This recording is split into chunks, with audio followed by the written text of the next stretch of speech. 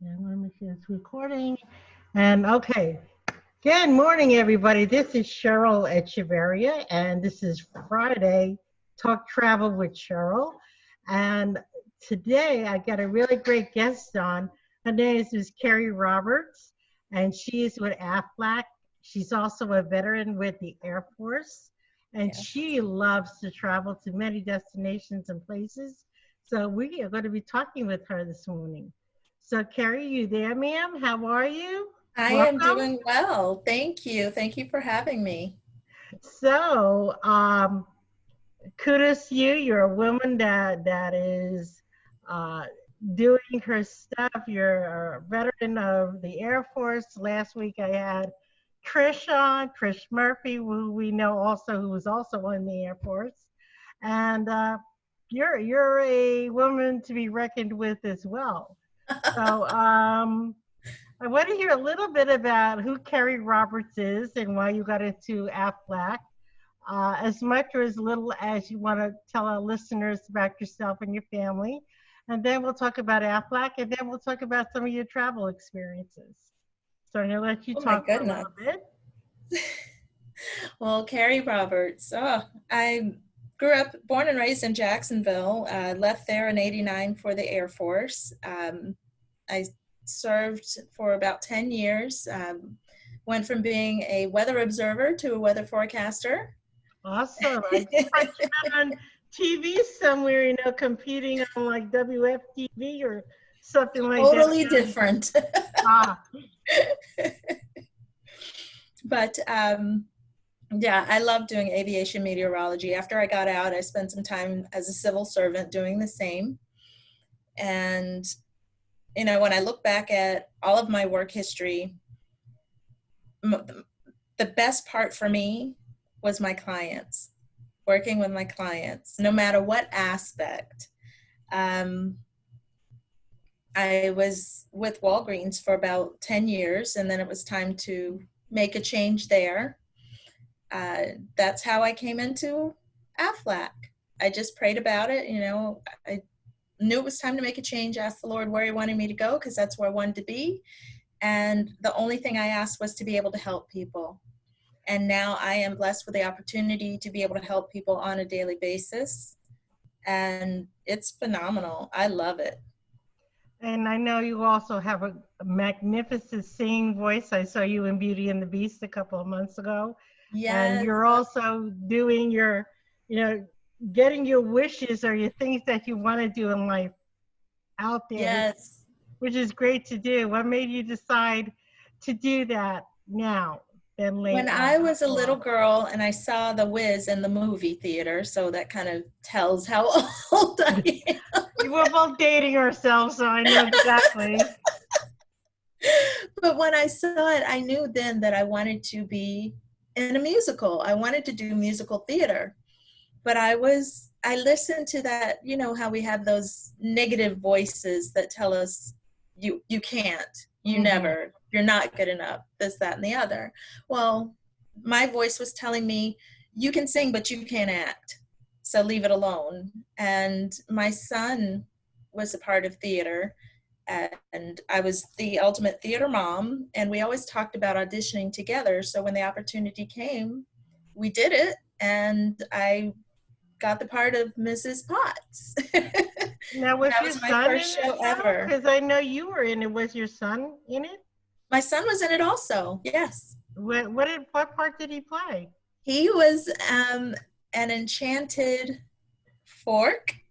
He was Okay. also a villager and a hat salesman. So he was a Oh, part of the ensemble. But yeah, he was in see, there. I didn't know that. It's very interesting.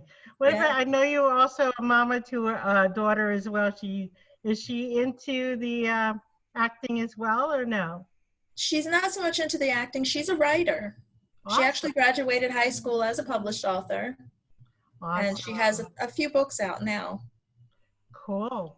So, yeah, you got a lot of interesting. What about hobby? Is he catching up with everybody, or does he like to do certain things as well, or no? He does what he wants. He's retired. He's good.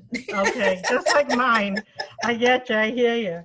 So that is wonderful about that. And I get what you mean about clients. I think in your industry and or my industry, anytime that you're dealing with clients, your passion should be, no matter what it is, whether you're selling a fork or Aflac or a trip to Thailand, it should be your client should be number one. And that's why I always say that, when I'm talking to my clients, I said it's about me and you getting to know each other and finding out exactly what you want, because I customize everything. Not everybody is the piece of paper in front of you. You want to make sure they're happy with what they're getting. And if they're not, I know with me, until my clients come back and they give me a review, I'm on pins and needles and I worry about everything. I'm a bit very worry wart, and I'm so into my clients and everything that it's very important to do that, especially now with the COVID going around and other issues going around, that it's more important now than ever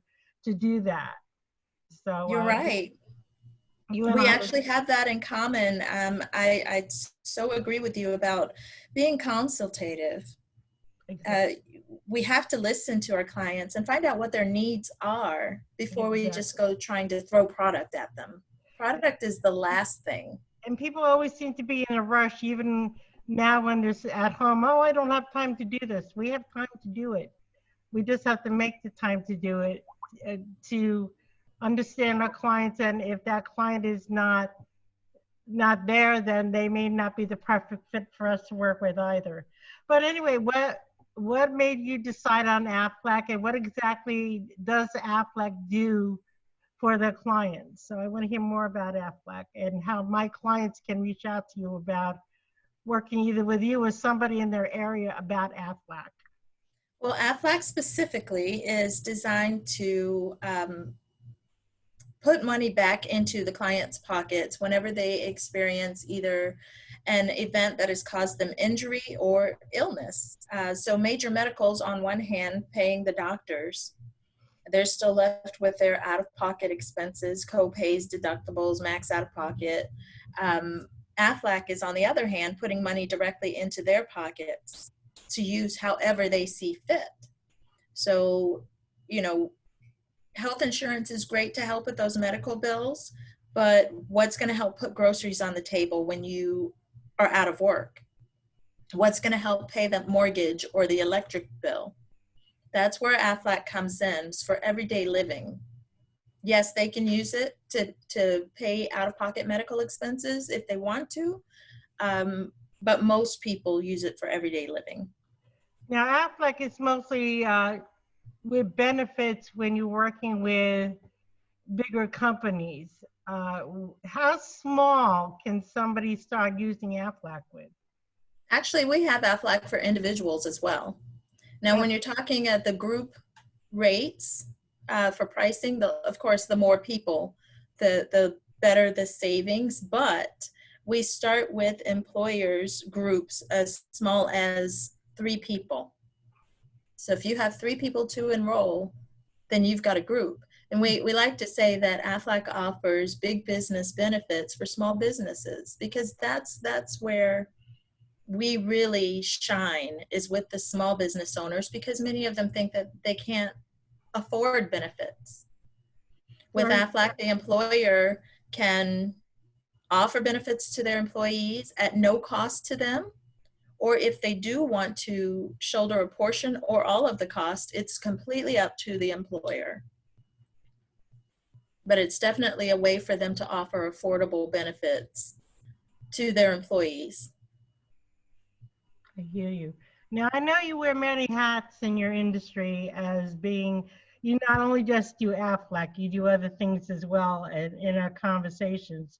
Are there things out there for more like the independent contractor that you would be able to reach out to? Because I work, or I'm colleagues or network with other travel agents, and they're always looking for insurance or things similar to Aflac that they can use, especially now. I mean, if we knew prior to March, a lot of agents would probably have gotten this, since we're commission based, and now a lot of us are, waiting to get paid or waiting for clients that we, people are didn't prepare enough.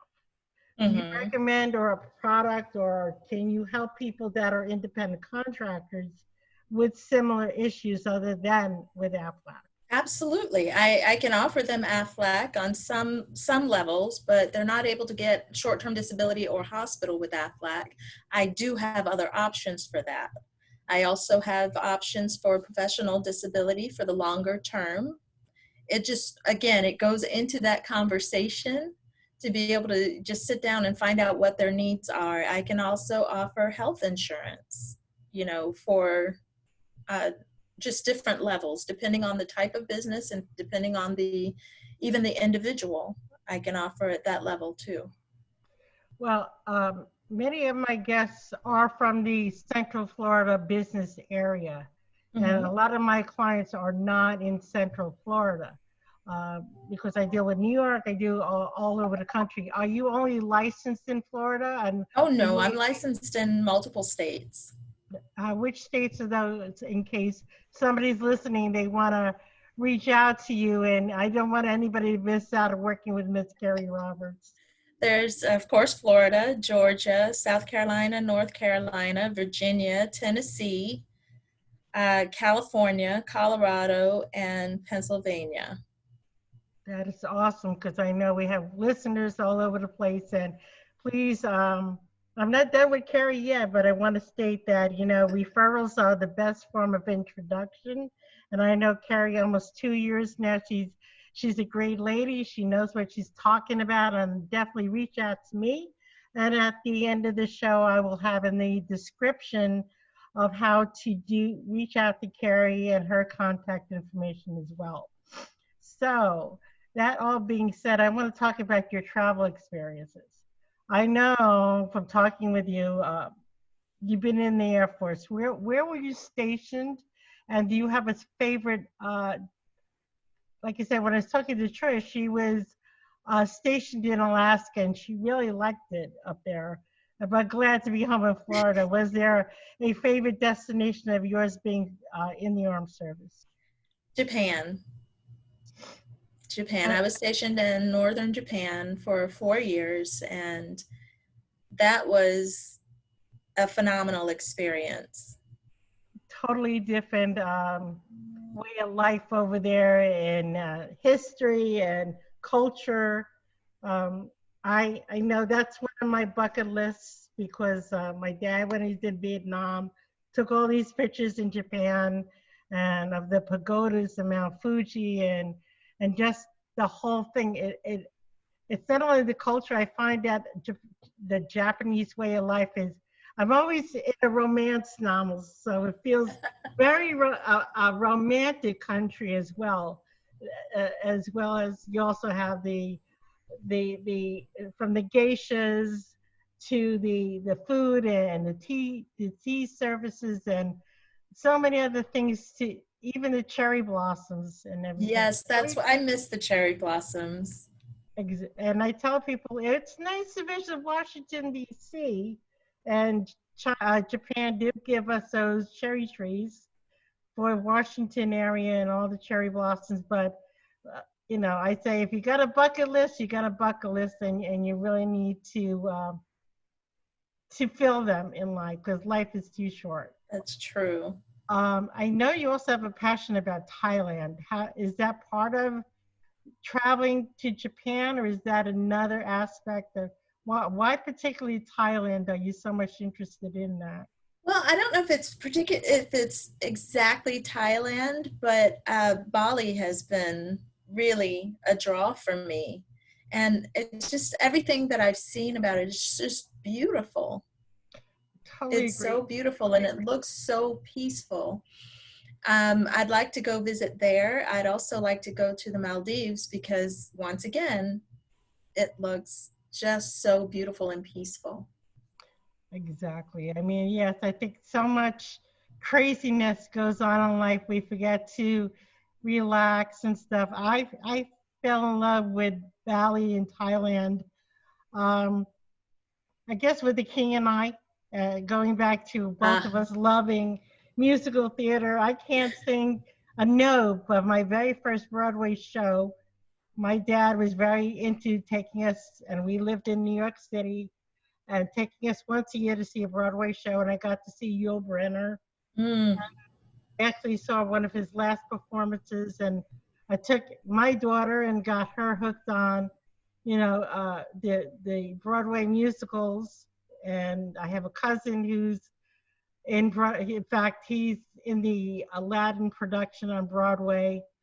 And Wow. so, yeah, we have a lot in common. I wish I could sing, but I cannot. But I just, anytime there's anything going on locally or on TV, I would just rather sit back and watch a musical on TV versus anything else. So that's some of my passion in life, especially Sound of Music and yeah, the King and I, and that started me with travel as well.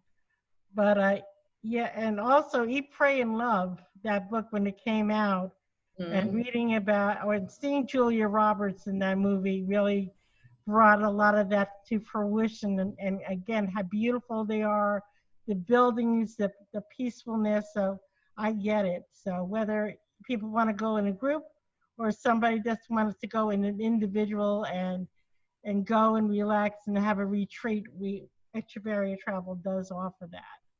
Are there any other are there any travel tips you can give from your experiences uh, for our listeners that maybe they may not think of when they're traveling?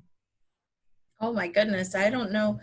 Um, a lot of my travel was actually in the military, so military travel, which is totally different. Oh yeah, I have three But grandchildren in the military. I get it. I understand it.